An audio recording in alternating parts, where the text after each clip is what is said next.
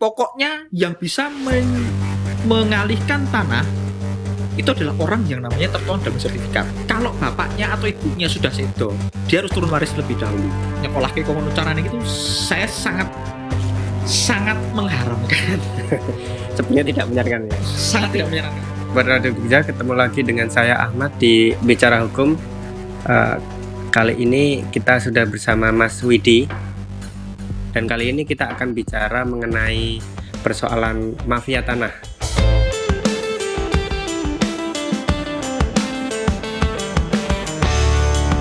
Mungkin ini bisa dijelaskan dulu Mas, bedanya notaris sama PPAT itu apa Mas? Oke, nah ini pertanyaan krusial yang pertama ini. Pertanyaan banyak krusial. Ini paling krusial yang pertama. Sekaligus ingin meluruskan. Jadi ketika orang ingin menjual atau membeli tanah itu larinya, yuk kita ke notaris langgananku saja. Padahal sebetulnya yang dituju itu adalah harusnya PPAT langgananku lah, itu baru betul. Karena seorang notaris itu belum tentu menjabat jadi seorang PPAT, seorang PPAT juga belum tentu menjabat jadi seorang notaris. Dan kalau dalam hal jual beli tanah berarti larinya ke PPAT. PPAT ya. Betul. Nah kemudian kita masuk ke temanya Mas. Jadi mafia tanah ini kita kalau dari kasusnya dulu mungkin Dino Patijalal, kemudian Nirina Zubir, kemudian sempat ada juga yang diceritakan Mahfud MD. Ya, persoalan itu sebenarnya mafia tanah ini apakah dia hanya tunggal atau dia sebenarnya sebuah sindikat gitu? Oke. Pertama memang kita harus mengetahui dulu ya alur jual beli tanah atau alur peralihan hak atas tanah. Nah, jual beli tanah itu salah satu peralihan hak atas tanah. Jadi tanah itu bisa beralih ke pihak kedua melalui berbagai cara, jual beli, terus atau hibah atau tukar guling. Nah, untuk bisa melakukan itu harus melalui prosedur-prosedur tertentu. Banyak prosedur yang harus dilalui dan tidak bisa biasanya kalau kita ngomongin sebuah mafia atau oknum, kalau kita ngomongin tanah itu biasanya ya nggak cuma 1-2 orang. Jadi kamu ngurus bagian ini, aku ngurus bagian itu. Nanti kita klopnya gimana, nanti kalau ada masalah kita cari jalan keluarnya bareng. Misalnya seperti itu.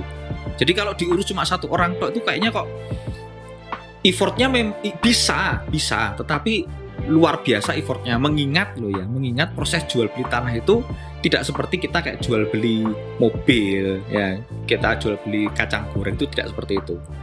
Nah itu kalau tadi pertanyaan Mas Ahmad, apakah ini sindikat? Ya bisa dilakukan perorangan, tapi banyak juga yang berbentuk sindikat. Sepertinya kalau perorangan terlalu sulit ya. Iya, effortnya luar biasa. Karena jual beli itu melibatkan banyak orang. Betul, banyak pihak. Nah mungkin alurnya dulu Mas. Kalau jual beli itu seperti apa? Oke, kalau kita ngomong jual beli ya, berarti kita asumsinya adalah kita sedang membahas peralihan hak atas tanah melalui jual beli. Oke. Biasanya memang yang pasti yang pertama dulu kan adalah ada objeknya, yaitu berupa tanah. Nah, misalnya Mas Ahmad mau beli tanah di mana, di Berbah. Nah, berarti Mas Ahmad Berbah itu masuk mana ini? Sleman, Kota, Bantul, DIY, pasti di DIY ya, Kulon Progo, Gunung Kidul. Nah, Mas Ahmad harus tahu dulu nih, Berbah itu masuk mana? Nah, oh masuk Sleman, oh masuk Kota, oh masuk Bantul. Nah, berarti Mas Ahmad harus nyari PPAT sesuai objek itu berada. Itu alur pertama kali yang harus dilakukan. Karena kita nggak selamanya punya PPAT langganan kan. Misalnya Mas Ahmad sekarang domisili ada di kota Jogja. Aku naik notaris kota sudah ada, PPAT kota juga sudah ada. Tapi aku tuh pengen beli tanah di Berbah Sleman. Aku nggak punya nih PPAT Sleman. Nah, itu harus cari tahu dulu. Yang dipercaya, bebet bobotnya, backgroundnya, nah itu menentukan. Nah, kemudian kalau reputasi Mas, reputasi seorang PPAT itu dari apa? Ada ya nggak yang apa ya semacam untuk penilaian reputasi gitu. Kalau Gojek ada bintangnya. Ada bintangnya, betul lah. Ya tadi saya sampaikan juga di review dari Google itu juga kadang bisa jadi salah satu reputasi. Salah satu reputasi. Karena kalau kita organisasi ya, kita sekarang mulai masuk ke organisasi. PPAT ini juga punya organisasi. Sementara ini organisasi itu tidak bikin atau tidak membuat semacam indeks prestasi, itu tidak ada soalnya. Hanya saja kalau jenengan mungkin merasa tidak yakin dengan PPAT ini, Anda bisa tanya ke organisasi, apa betul ada PPAT yang bernama Widi Kurniawan di Bantul. Nah, itu bisa cek di organisasi PPAT-nya sendiri. Misalnya seperti itu. Itu untuk ngecek saja. Tapi untuk reputasi sekali lagi, ya zaman sudah maju, berarti kita mau nggak mau harus memanfaatkan kabar burung ya. Dalam hal ini sudah nggak ada burung lagi yang dijadikan kabar, tapi Google. Kabar Google dari reputasi bintang tadi itu ada kadang-kadang. Kalau semisal konteksnya ini Mas, jual belinya dengan broker. Oke. Istilahnya apa? Maklar. Oke. Itu gimana? Apa biasanya kan terus dipasrahke ke maklar. Oke. Ada nggak mungkin cara biar supaya tetap aman ketika melalui broker? Kalau jual belinya melalui broker, tanya dulu pertama kali PPAT-nya siapa, sudah ada belum? Gitu. Misalnya brokernya namanya A misalnya, Mas A, ini nanti jual beli tanah nanti, ini pakai PPAT siapa? Nah gitu pasti. Oh PPAT Pak Widi Kurniawan misalnya. Oh kantornya di mana? Nah kantornya di belakang, misalnya di Banguntapan gitu. Saya nggak nyebut karena kebetulan saya sebagai notaris PPAT tidak boleh ngiklan. Oh gitu ya? Nggak boleh ngiklan. Kalau nyebut nama saya sebagai notaris boleh, tapi kalau saya nyebut kantor saya di sini, nah itu kan sudah setengah ngiklan deh. Sajane ya pengen juga ngiklan ya, itu mulai tergoda nih. Oh gitu. Tapi saya berusaha nahan. Oke. Misalnya kantor saya di belakang, saya sebut misalnya si maklar tadi nyebut, oh kantornya di Banguntapan. Nah si pembeli atau si penjualnya bisa ngecek ke sana, ngecek ke kantornya. Kayak gini. Stafnya berapa? Oke lah nih dari kantor. Kadang-kadang kantor tuh bisa Mas. First impression-nya tuh kadang-kadang melihat di kantornya. Nah, kemudian kalau ada mafia tanah itu celah-celah apa sih Mas yang terus bisa dilakukan untuk akhirnya mereka bisa menimbulkan kerugian gitu? Ya, kalau saya ya Mas, selama bertahun-tahun ini berkarir, celah itu pasti ada. Tetapi saya dalam meminimalisir celah, saya selalu mengungkapkan dua hal ke klien. Yang pertama, dalam jual beli, resiko terbesar itu ada di pembeli. Apapun itu jual belinya. Katakanlah kita ngomongin jual beli apa? Mobil. Saya beli mobil Mas Ahmad punya mobil, saya beli, saya kan cek toh, dok gitu, wow isi kaleng, wah ini bekas dempulan ya gini esok regane mudun lah Mas, tak cek juga BPKB ini dan lain-lain. Artinya sebagai antara pembeli dengan penjual, yang lebih kritis itu biasanya dan harusnya ada di tangan pembeli, karena resiko terbesar itu ada di pembeli. Nah, itu hal yang selalu saya sampaikan ke klien. Artinya ketika pembeli itu ada di risiko yang paling tinggi, dia harus, kalau beli mobil ya dia harus belajar mobil. Dia harus belajar mobil, dia harus mempelajari legalitas mobil yang diperlukan untuk menunjukkan bahwa mobil ini bukan mobil bodong. Nah, termasuk kalau bicara tanah berarti ya literasi hukum soal tanah harus minimal. Betul. Jadi sebagai pembeli harus cek dulu nih, sertifikat aman tidak, sertifikat bodong tidak, sertifikat dalam sengketa atau tidak. Pembeli harus kritis. Datangi rumah pemilik, karena kadang-kadang orang jual tanah itu dia belum tentu tinggal di tanah itu juga. Nah itu. Nah dia harus ngecek, Pak rumahmu di mana? Yuk kita ketemu di rumahmu, bahas proses jual beli ini enaknya gimana. Nek penjualnya mungkin merisih, waduh ada tak neng rumahku barang kenapa harus ke rumah saya? Udah kita ke kantor notaris saja. Nah ya sudah. Yang penting si penjual ini harus ada. Jangan, apalagi gini, kadang gini Mas, sertifikat atas nama Tuan Ahmad, tetapi ternyata pemiliknya belum tentu namanya Tuan Ahmad. Oh sih, kan sertifikatnya tertulis itu, tapi pemiliknya bukan. Nah, misalnya, nah itu gini, ya Tuan Ahmad deh, yang lain misalnya Tuan Joko misalnya. Karena apa? Bisa terjadi hal seperti itu karena bisa saja si pemilik ini adalah ahli waris dari Tuan Joko. Ahli waris pemilik bukan pemilik.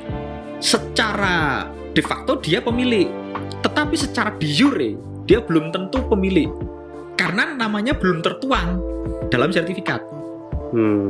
Sehingga yang harus dilakukan adalah apa? Turun waris terlebih dahulu untuk memasukkan nama si anaknya Pak Joko ini menggantikan namanya Pak Joko. Belum proses jual beli. Betul, karena prinsipnya adalah ngomongin proses jual beli ini saya jadi masuk. Karena prinsipnya proses jual beli itu adalah proses yang bisa dilakukan oleh orang yang namanya tertuang dalam sertifikat kepada calon pembeli. Artinya ya pokoknya piye carane nama harus tertuang di sertifikat. Betul. Dan harus ketemu dengan orang yang namanya tertuang di sertifikat. Betul. Gitu. Itu sebagai pembeli harus kayak gitu. Jadi ini penting banget. Sebenarnya saya juga punya vlog channel ini tapi oleh Rayo iklan. Saya tuh bikin vlog channel di YouTube. Salah satu judulnya itu adalah trik menjual tanah warisan dengan aman dan simple. Oh, itu menjual Mas ya, bukan itu menjual. Trik membeli. Sama saja. Sama saja. Jadi di dalam video vlog atau channel tersebut saya jelaskan bahwa salah satunya yang saya sampaikan tadi, pokoknya yang bisa mengalihkan tanah itu adalah orang yang namanya tertuang dalam sertifikat. Kalau bapaknya atau ibunya sudah sedo, dia harus turun waris lebih dahulu. Nah, di dalam channel itu saya juga menjelaskan memudahkannya begini. Nek ahli warisnya ada banyak, tunjuk salah satu saja. Jadi pembeli juga harus mau memahami, loh Mas, anaknya Pak Joko ki ono 3, anaknya Pak Joko itu ada 3. Tapi kenapa cuma Anda tok yang masuk di sertifikat? Wah, ini mesti ngono. Nah, saudara yang lain gimana nih? Iki jadi ya Mas, juga perlu membaca potensi-potensi terjadinya sengketa. Oh iya. Iya, sebetulnya itu ranah itu sudah ada di ranahnya notaris. Ranahnya PPAT. Sebetulnya itu sudah ada di ranahnya PPAT. PPAT itu juga akan ngecek Mas. Oh, sebenarnya ranahnya itu ya. PPAT itu akan ngecek sertifikat atas nama siapa. Anaknya Pak Joko misalnya Anwar. Setelah saya cek data-datanya, ternyata Mas Anwar ini punya kakak dan adik. Mana? Kok nggak dimasukkan sertifikat? Karena saya sudah sepakat dengan mereka kok. Kalau sertifikat ini data sampaikan saya supaya memudahkan untuk proses peralihan jual beli. Karena adik dan kakak saya itu ada di luar Pulau Jawa. Misalnya seperti itu. Nah, di channel saya itu sudah saya jelaskan juga. Kalau ada pihak satu keluarga yang tidak bisa hadir, cukup bikin surat pernyataan kerelaan, nanti diketahui disahkan oleh pejabat setempat, RT, RW, kelurahan, kecamatan, bahwa tuan ini rela tidak mendapatkan warisan, tidak mendapatkan jatah, tidak memasukkan nama mereka dalam sertifikat, melainkan ke satu orang saja yang bertujuan untuk memudahkan proses jual beli. Itu ada hitam di atas putih. Oh, ada. Nah, tapi kan gini juga, misalnya ada kemudian kong kali kong. Misalnya antara salah satu pemegang hak waris dengan notarisnya misalnya ini. Yeah. Nah, kemudian sudah di atas namakan pemegang hak waris yang ini dijual. Nah, ternyata yang lain minta bagian. Oke. Di channel saya, ini pertanyaan bagus juga. Jadi kita sudah ada kesepakatan loh ini. Artinya di channel saya juga sudah menjelaskan bahwa gini, untuk menjamin hal seperti tadi itu, para anggota keluarga ini bikin pernyataan yang bersifat notarial. Jadi nanti minta sekalian sama notarisnya, Pak, tolong dibuatkan akta notarial yang bunyinya bahwa dari kelima ahli waris, misalnya kita ngomongin 5 ahli waris. Dari kelima ahli waris ini hanya menunjuk anak tertua saja yang namanya tertuang dalam sertifikat, tetapi si anak tertua ini setelah berhasil atau menyelesaikan proses jual beli, hasil jual belinya dibagi ke seluruh ahli waris. Nah, itu dituangkan dalam pernyataan bisa. Ya bisa. Jadi pembeli harus sampai sekritis itu ya memang. Ya, pembeli kalau mau tahu sejarahnya monggo, kalau mau tanya sejarah itu ya. Kok kenapa cuma ada 1 orang di sini padahal berarti kayaknya ada 4 anggota keluargamu yang kalau mau sekritis itu enggak apa-apa. Tetapi pembeli cukup tahu saja sebetulnya. Sertifikat atas nama siapa? Anwar. Kamu namanya Anwar? Ya. Saya cek sertifikatnya, boleh? Ketika ditujukan, boleh, silakan. Ketika dicek sertifikatnya betul atas nama Anwar, cek sama KTP-nya betul sama namanya Anwar. Karena kadang-kadang ada sing Anwar itu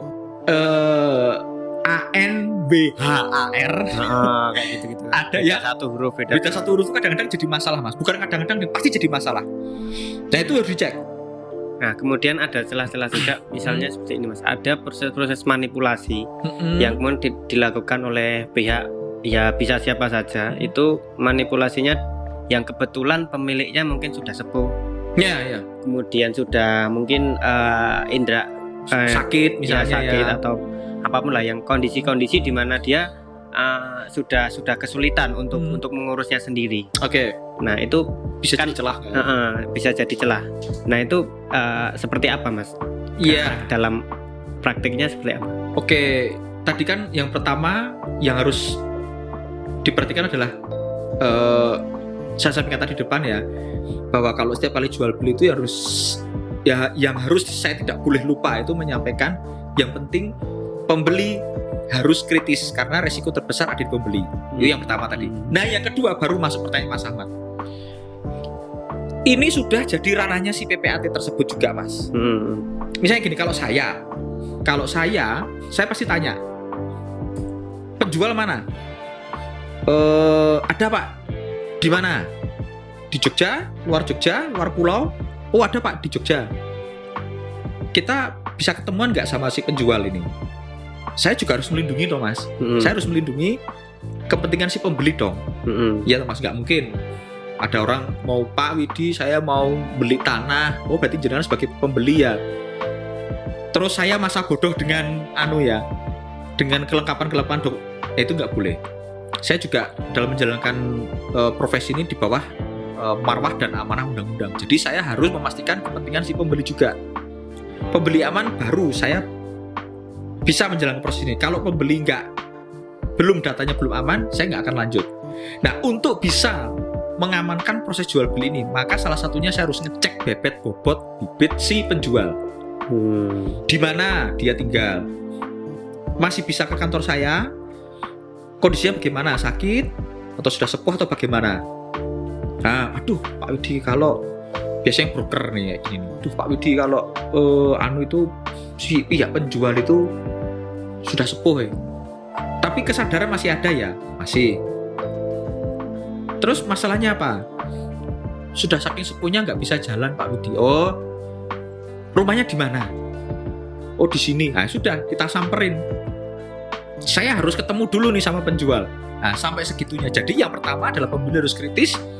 Yang kedua, si PPAT ini juga harus sampai sedetail itu, Mas.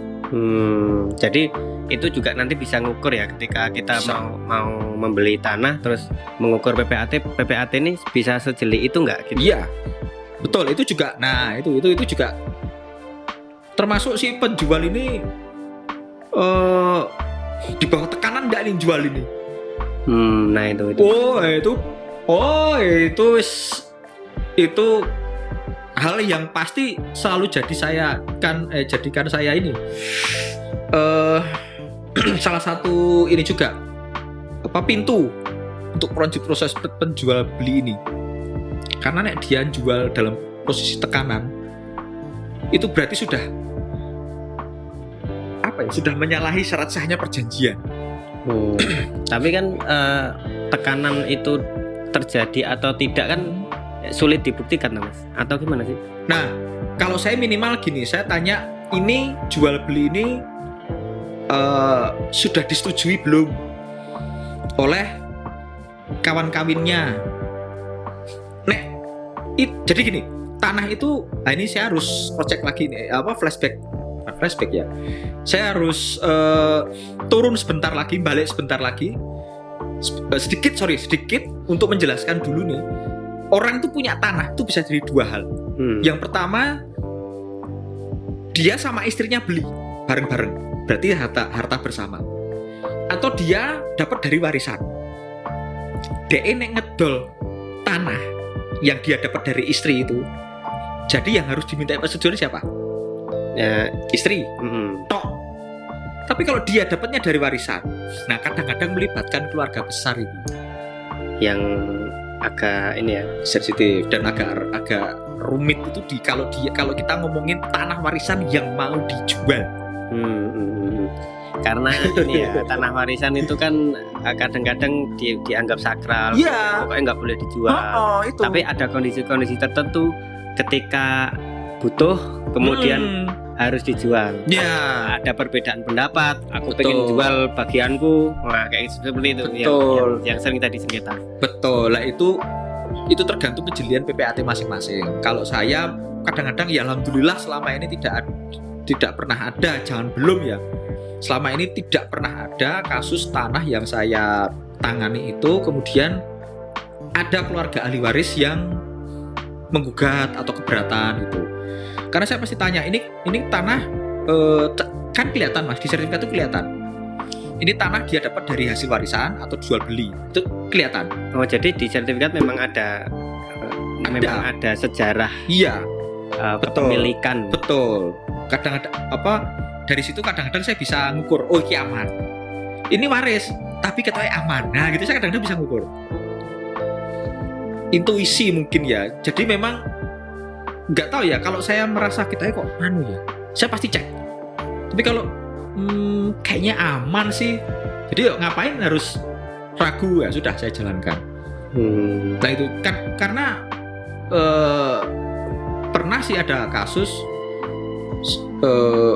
sebetulnya yang saya tangani juga, tapi kejadian itu sudah terjadi sebelum dia memasukkan berkas ke kantor saya. Jadi saya ceritanya, ini waktunya ada ya? Boleh. Agak panjang nih. Panjang. Ini bisa satu season isinya 12 episode. Jadi si keluarga ini, dia ini ada katakanlah 5 anggota keluarga ya. Terus si pemilik tanahnya ini masih hidup, tapi salah satu anaknya ini jaminkan nyekolahke istilahnya tadi ya. Nyekolahke sertifikat ini ke perorangan, bukan ke bank. Ya secara hukum nggak kuat. Itu nggak kuat. Sangat-sangat tidak kuat. Nyekolahke kono carane gitu, saya sangat mengharamkan. Sebenarnya tidak menyarankan ya. Sangat tidak menyarankan. Secara hukum itu sah nggak? Iya, tidak ada larangan. Prinsipnya kalau nggak ada larangan kan berarti sah. Gitu. Kita parkir di sini boleh nggak? Ada forbidden larangan atau larangan dilarang parkir nggak? Nggak ada. Berarti parkir di sini boleh. Kan gitu. Oke. Terus, jadi kalau boleh nggak nih? Saya punya sertifikat, Mas. Aku mbok nyilih 50 juta. Nyoh tak cekali sertifikat. Si orang ini nih, salah satu anggota keluarga ini tuh nyekolahke sertifikatnya bapaknya tuh diam-diam.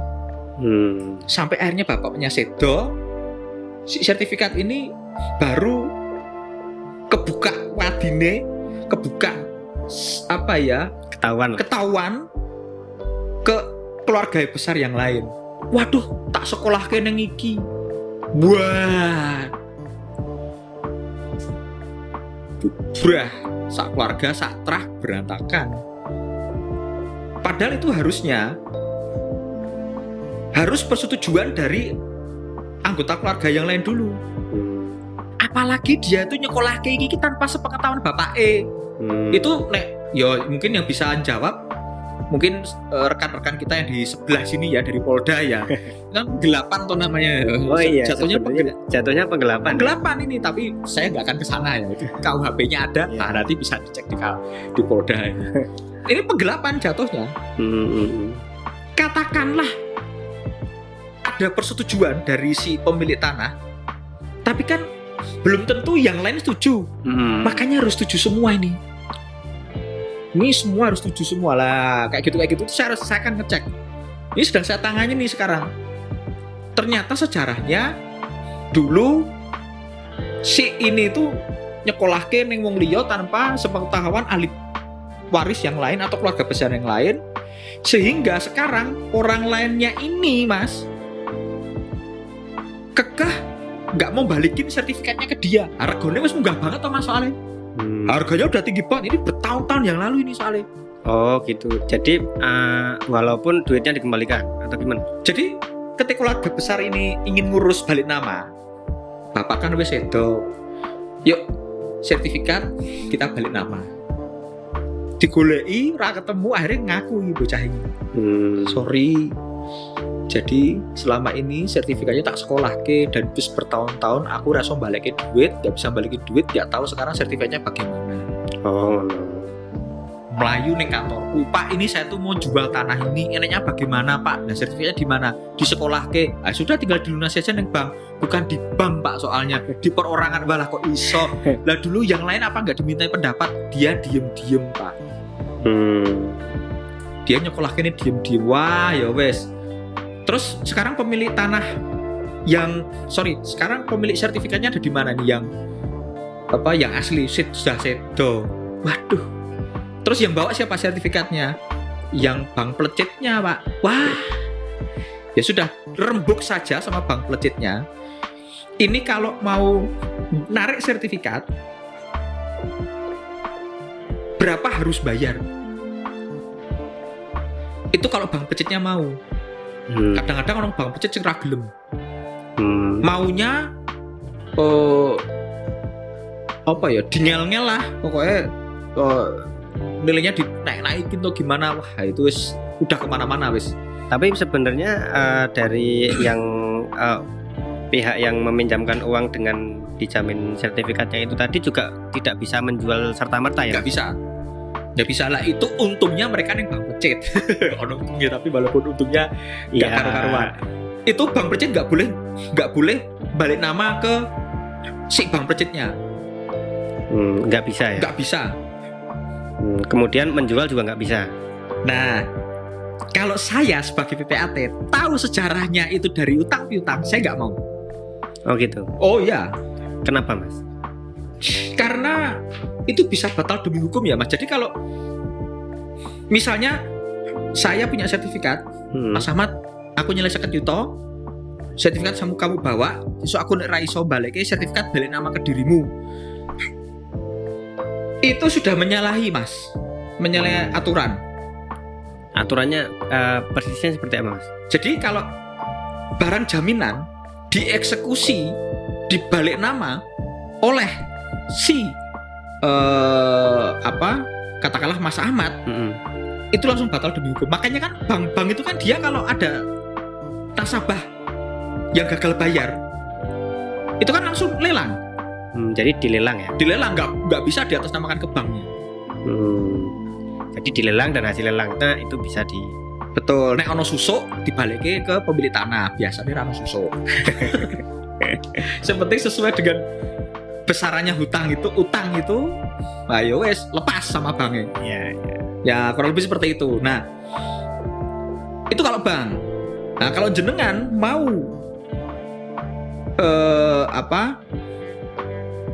eksekusi tanah itu dijual ke orang lain, bilang sama pemilik tanah, bro, kowe kan wis ra iso bayar, dirimu kan udah nggak bisa bayar, tak goleke pembeli ya atas tanahmu.